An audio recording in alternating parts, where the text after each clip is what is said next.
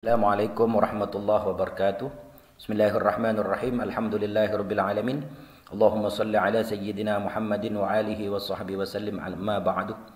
Buat kaum muslimin, kaum muslimat dimanapun antum berada, khususnya buat para pencinta Ahlul Bait Rasulullah sallallahu alaihi wasallam, semoga kita selalu dalam lindungan Allah, ridha Allah, mendapatkan syafaat Rasulullah sallallahu alaihi wasallam dari dunia sampai akhirat. Amin amin rabbil alamin. Saya menyimpuli video beberapa hari yang lalu yang menyebar luas di media sosial dari manusia-manusia bangsat, manusia-manusia biadab, cucu-cucunya Dajjal yang bermunculan di muka bumi ini seperti Mahesa, Imaduddin, Yusuf Mubarak, ada lagi seperti ceperan belacan yang pakai belangkon hitam, malah mengusir Ahlul Bait Rasulullah sallallahu alaihi wasallam di Indonesia ini. Kemungkinan besar dia tidak tahu atau tidak membaca hadis qudsi. Allah berfirman, laulaka ya Muhammad lamma khalaqtu aflak. Jika bukan karena engkau wahai Muhammad, tidak akan kuciptakan alam semesta ini. Kesimpulannya, kalau bukan karena Rasulullah, Allah Ta'ala tidak akan menciptakan alam semesta ini. Jadi, wahai ceperan belacan yang pakai belangkon hitam, jadi kesimpulannya, kita ini numpang kepada Ahlul Bait. Bukan Ahlul Bait numpang di Indonesia ini, bukan. Kita numpang di muka bumi ini kepada Ahlul Bait, kepada anak cucu Rasulullah sallallahu alaihi wasallam. Kalau tidak ada Ahlul Bait Rasulullah sallallahu alaihi wasallam di dunia ini, maka bumi ini akan kiamat. Harus pahami, ceperan belacan yang pakai belangkon hitam yang ngusir-ngusir Ahlul Bait. Jadi kesimpulannya begitu. Jadi buat kepada para pencinta Ahlul Bait, kita tidak akan goyang dengan statement-statement manusia-manusia bangsat, manusia-manusia biadab seperti orang-orang ini. Bahkan dia berkata, lebih mulia mana?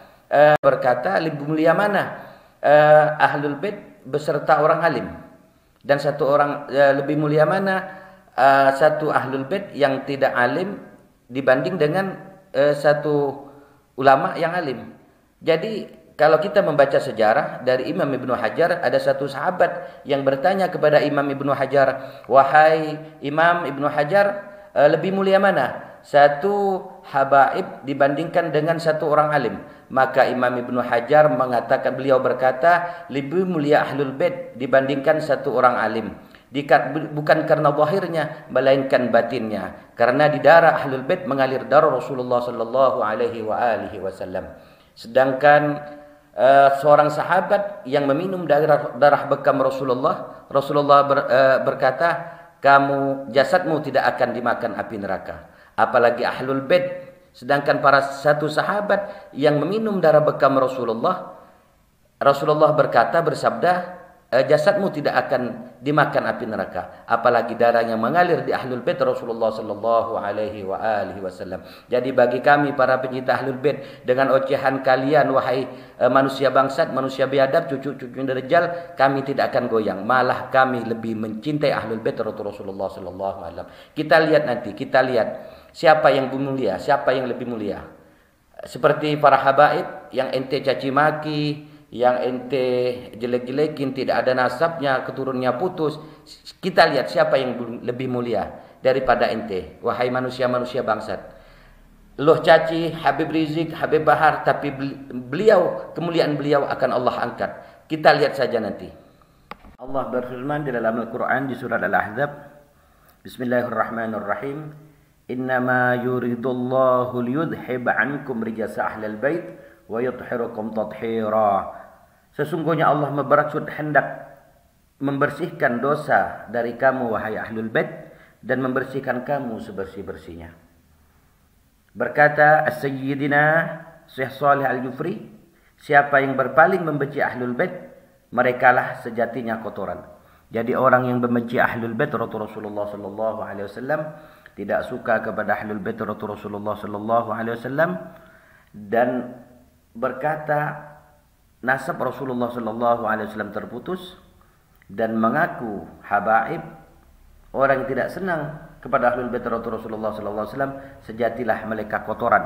Kalau menurut saya seperti Mahesa, Yusuf Mubarak, Imaduddin, dan ceperan belacan yang pakai belangkon hitam mengusir-ngusir Ahlul Bait Rasulullah sallallahu alaihi wasallam di Indonesia ini, kalau menurut saya mereka bukan seperti kotoran, tapi seperti bangkai yang berjalan.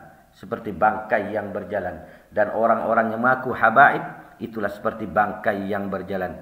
Ingat, kepada ente-ente semua, para pembenci Ahlul Bait, yang tidak suka kepada Ahlul Bait, tidak senang kepada Ahlul Bait Rasulullah sallallahu alaihi wasallam dan mengatakan nasab Ahlul Bait Rasulullah sallallahu alaihi wasallam terputus, ingat, kalian akan diminta pertanggungjawaban di akhirat nanti. Tak kalah kalian menghadap Rasulullah, mengaku umat Rasulullah sallallahu alaihi wasallam